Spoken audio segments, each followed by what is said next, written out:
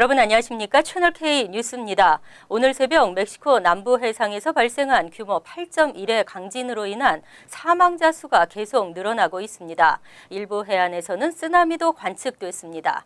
보도에 김지수 기자입니다. 멕시코에서 발생한 규모 8.1의 강진으로 인한 피해가 확산되고 있습니다. 멕시코 재난관리청은 오늘 오후까지 진앙과 가까운 오악사카주에서 23명, 치아파스주에서 7명, 타바스코주에서 2명 등 총 32명이 숨진 것으로 집계됐다고 밝혔습니다. 정확한 부상자 수는 공표되지 않고 있습니다. 국립재해예방센터를 찾은 엘리케 페냐 니에토 멕시코 대통령은 이번 지진은 지난 100년 동안 멕시코를 강타한 지진 중 가장 위력이 센 것이라며 강한 여진이 일어날 수 있으니 경계를 늦추지 말아달라고 당부했습니다. 미국 지질조사국에 따르면 이번 강진은 7일 오후 11시 49분께 치아파스주 피히아판에서 남서쪽으로 87km 떨어진 태평양 해상에서 발생했으며 진원의 깊이는 69.7km입니다.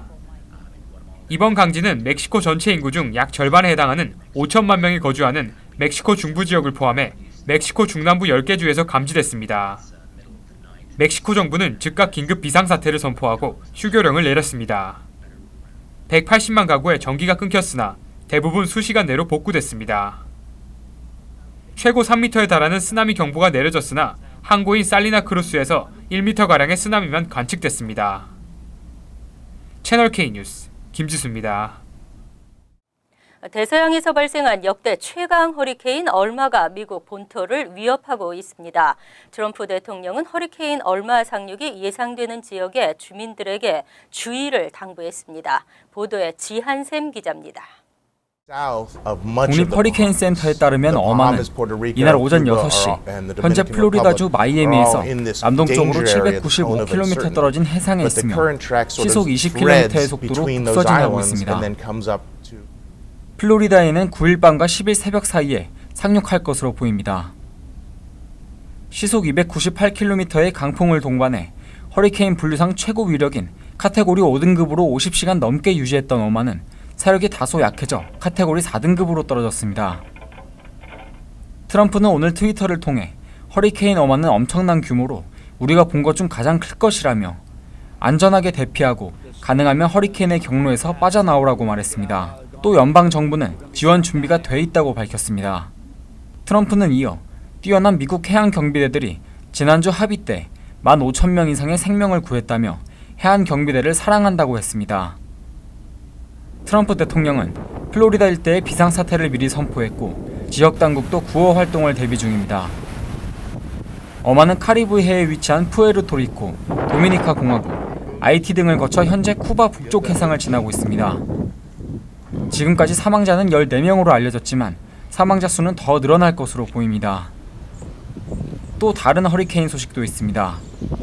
카테고리 3등급인 또 다른 허리케인 호세가 카리브해 북동부를 향하고 있고 카테고리 1등급의 카티아도 멕시코만 일대에 영향을 줄 것으로 보여 불안감이 점점 커지고 있습니다.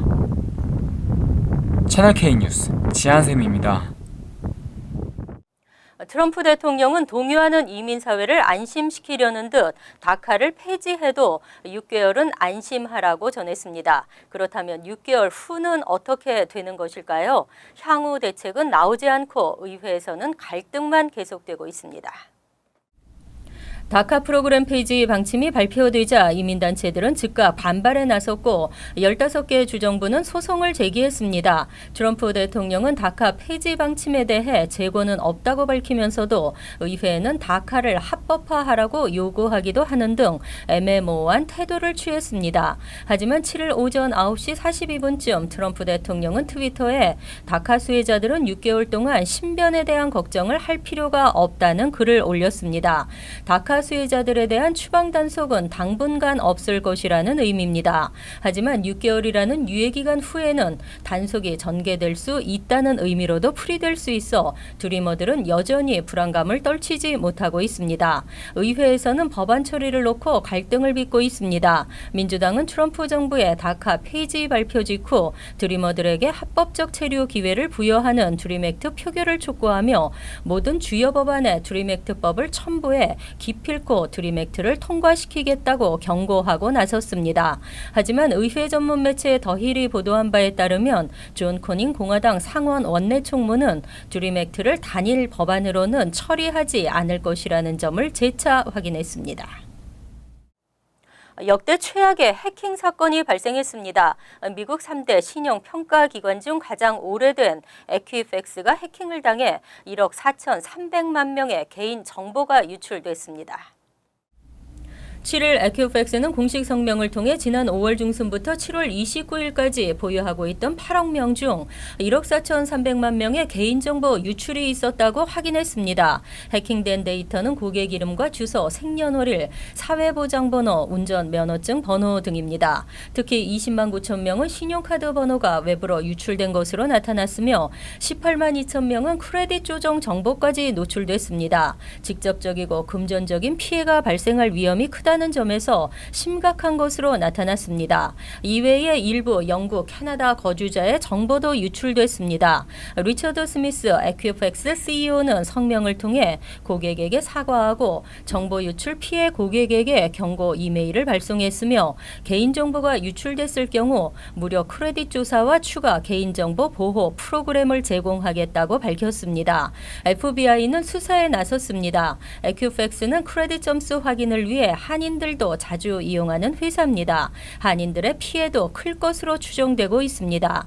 한편 지금까지 역대 최대 규모 해킹은 지난해 야후 계정 10억 개 유출 사건이었습니다. 에퀴팩스의 주가는 사건 발표와 함께 12% 이상 폭락했습니다. 전철 선로 쓰레기 투척에 대한 벌금이 대폭 오릅니다. 전철 선로 쓰레기 투기를 방지해 선로 화재를 줄이고 원활한 전철 운행을 위해서입니다. 6일 앤드루 코모 뉴욕 주지사는 뉴욕 시내 전철역 선로에 무단으로 쓰레기를 버릴 경우 벌금을 현행 $50에서 $100로 높인다고 밝혔습니다. 전철 선로의 쓰레기를 무단으로 버리는 것은 환경을 해치는 것뿐 아니라 쓰레기에서 화재가 발생해 열차 운행에도 심각한 피해를 주기 때문입니다. 이번 인상은 13일부터 적용됩니다. 쿠오모 주지사는 뉴욕 시내 전철역에는 항상 수천 톤의 쓰레기가 쌓여 있어 공공안전을 위협하고 있다고 말했습니다. MTA는 선로에 버려진 쓰레기로 원활한 전철 운행이 어렵다고 지적했습니다. 선로에 쌓인 쓰레기는 화재를 발생시킬 뿐만 아니라 하수구를 막아 전력 공급을 차단시키는 원인이 되기도 합니다. 전철 내 쓰레기가 원인이 돼 전철 운행이 지연되는 경우는 전체의 63%를 차지하는 것으로 나타났습니다. 실제 전철역 쓰레기 무단 투기 적발이 줄었던 해 선로 화재는 늘어났습니다. 2012년 전철역 쓰레기 무단 투기로 발부된 티켓은 669장으로 쓰레기로 인한 화재는 261건이 발생했습니다. 하지만 올해 전철역 쓰레기 무단 투기 티켓이 100장 미만으로 줄어들자 화재는 470건이나 발생했습니다. 지난 5년간 아시안 학생들의 평균 ACT 점수가 꾸준히 향상되고 있는 것으로 나타났습니다. 타인종을 앞서며 대학 수학 능력을 인정받고 있습니다. 7일 ACT 주관사가 발표한 2017년 연례 성적 보고서에 따르면 올해 고등학교 졸업생 가운데 ACT를 치른 아시안 학생의 평균 점수는 24.3점으로 나타났습니다. 아시안 학생들의 평균 ACT 점수는 2013년 23.5점이었으나 지속적으로 상승해 2016년 24점, 2017년에는 24.3점을 나타낸 것입니다. 전체 응시자들의 평균 점수는 21점입니다. 백인의 ACT 평균 점수는 22.4점, 흑인은 17.1점, 히스패닉은 18.9점으로 아시안 학생들은 타인종 학생의 평균 점수를 월등히 앞섰습니다. 아시안 응시생 가운데 대학 수학 능력을 갖춘 것으로 평가된 학생 비율은 영어 76%, 수학 70%로 나타나 전체 응시생 평균 61%와 41%보다 높았습니다. 대학 수학 능력을 갖췄다고 보는 기준 점수는 영어 18점 이상, 수학은 22점 이상입니다. 아시안 학생은 독해와 과학에서도 각각 62%와 58%로 나타나 역시 타인종을 앞섰습니다. 독해와 과학의 대학 수학 능력 보유 기준은 각각 23점 이상입니다. 선택 과목인 작문의 경우 아시안들의 평균 성적은 12점 만점에 7.4점으로 백인 6.8점보다도 높았습니다. 한편 뉴욕주에서는 고교 졸업생 31%가 ACT에 응시했으며 뉴저지는 전체의 34%가 ACT 시험을 치른 것으로 나타났습니다. 1년 만에 10만 건이 급증하면서 추방재판에 대기 중인 이민자가 사상 처음으로 60만 명 선을 넘었습니다. 하지만 한인 추방재판 대기자는 7년 연속 감소하고 있습니다. 최근 시라큐스 대학 사법정보센터가 발표한 전국 이민법원의 적체소송 현황 자료에 따르면 추방재판에 대기 중인 이민자 61만 7,527명 중 한국 국적자는 659명으로 나타났습니다. 한인 추방재판 대기자는 캘리포니아 거주자가 222명으로 가장 많았고 버지니아 94명, 뉴저지 78명, 뉴욕 57명, 텍사스 43명 등이었습니다. 또 이 중 515명은 이민법 위반 혐의로 추방재판에 계류 중인 단순 불법 체류자들이었고 나머지 144명은 범죄 전과 등 다른 혐의를 받고 있는 것으로 나타났습니다. 추방 대상 이민자들은 해마다 급증하는 추세입니다. 하지만 한인의 경우는 7년 연속 감소세를 이어가고 있습니다. 추방재판에 회부된 한인은 지난 2010년 1,718명으로 정점을 찍은 이후 매년 감소해 2013년 976명으로 줄었고 2016년 666명, 2017년 6월 659명으로 급감 추세를 이어가고 있습니다. 2010년과 비교해 61%나 감소한 것입니다. 한편 이민법원에 계류 중인 추방소송은 현재 60만 건을 넘어서면서 최대 적체 현상을 보이고 있습니다. 1년 만에 10만 건이 급증하면서 계류 증가 속도는 갈수록 빨라질 전망입니다. 지난 4월에 있었던 유나이티드 항공사의 승객 강제 퇴거 사건 기억하시죠? 일부 규칙을 어긴 것은 인정되지만 그럴 수밖에 없었고 인종이나 국적에 의한 차별은 아니라는 결론입니다. 결국 항공사는 아무런 강제 조치를 받지 않았습니다. 연방교통부는 지난 4월 항공사 직원에게 자리를 내줘야 한다며 승객을 폭력적으로 끌어낸 유나이티드 항공을 처벌하지 않기로 했습니다. 항공사 갑질의 대표적 유형으로 세계적 공분을 사면서 아시아계 승객에 대한 인종 차별적 논란을 불러일으켰지만 사실상 면죄부를 받은 것입니다. 교통부는 지난 5월 12일 유나이티드 항공이 강제로 기내에서 끌어낸 다오를 비롯해 어떤 승객도 인종이나 국적을 바탕으로 차별하지 않았다고 결론 지었습니다. 또 교통부가 유나이티드에 보낸 서한에 따르면 시카고 공항 경찰은 조사 대상이 아닌 것으로 알려졌습니다. 교통부는 이 서한에서 유나이티드가 승객을 다른 항공편으로 보내는 과정에서 일부 규칙을 어겼다고 밝혔습니다. 당시 유나이티드 항공은 다오 부부에게 오버부킹이 됐을 때 따를 수 있는 과정을 담은 설명서를 제공하지 않았습니다. 그러나 교통부는 다오가 비행기에서 끌려난 직후 치료를 받아야 했기 때문에 설명서를 전달할 수 없었다고 강조했습니다. 이로써 연방교통부의 조사는 벌금 없이 종결됐습니다. 시민단체가 반발하고 있습니다. 이어서 LA 지역 한인사회 소식입니다. 한인 영주권자가 미국 시민권을 취득한 후 한국 여권을 사용하다 범칙금 등의 처벌을 받는 사례가 급증하고 있는 것으로 나타났습니다. LA 총영사관은 최근 미 시민권을 취득한 한인들이 한국 국적 상실 신고를 하지 않은 채 한국 여권으로 한국에 입국을 시도하다 출입국 관리법 규정 위반으로 범칙금을 부과받는 경우가 빈발하고 있다며 이에 대한 주의가 필요하다고 당부했습니다.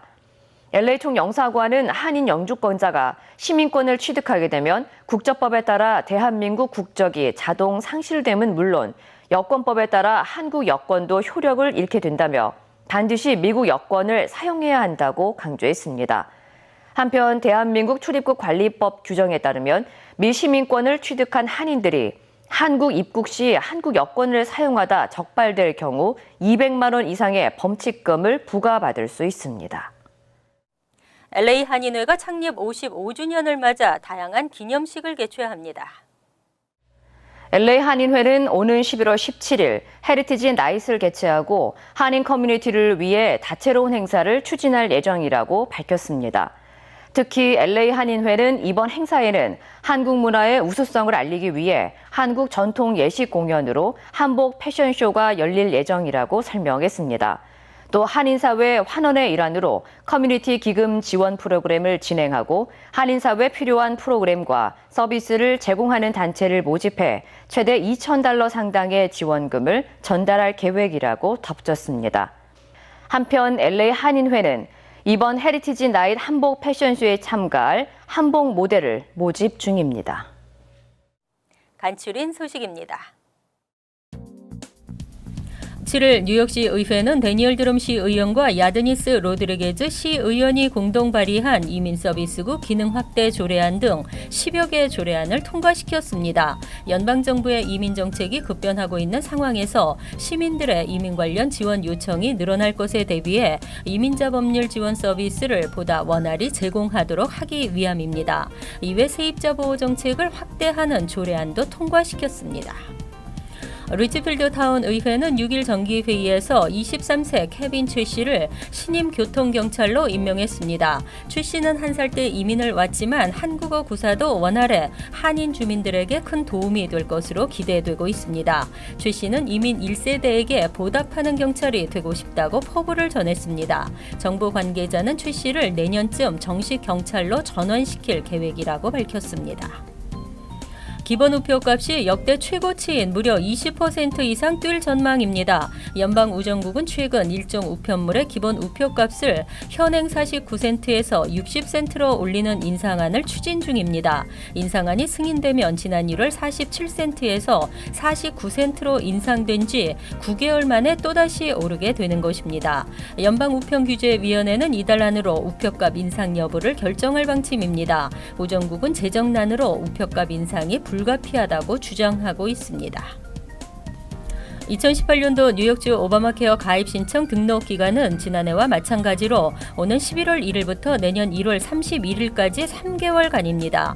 연방보건국은 각 주정부들에게 올해부터는 오바마케어 등록 기간을 기존보다 절반 단축시키겠다고 통보한 바 있습니다. 하지만 뉴욕주는 자체 보험거래소를 운영하고 있는 만큼 마감 시한을 스스로 결정할 수 있고 무엇보다 주민들에게 좋은 건강보험을 구입할 수 있는 충분한 시간을 제공하는 것이 목표라고 말했습니다. 환율과 증권 소식입니다.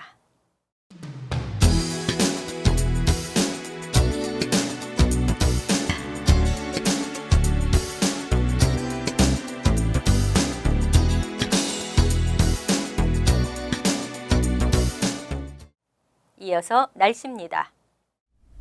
토요일은 대체로 맑겠고 가끔 흐리겠습니다. 낮 최고 기온은 70도, 섭씨 21도, 밤 최저 기온은 55도, 섭씨 13도로 예상됩니다. 일요일은 대체로 맑고 화창한 가을 하늘이 펼쳐지겠습니다. 월요일은 지역에 따라 간간히 흐린 가운데 대체로 맑겠습니다. 이상으로 채널K 뉴스를 마칩니다. 채널K와 함께 편안한 주말 되시기 바랍니다.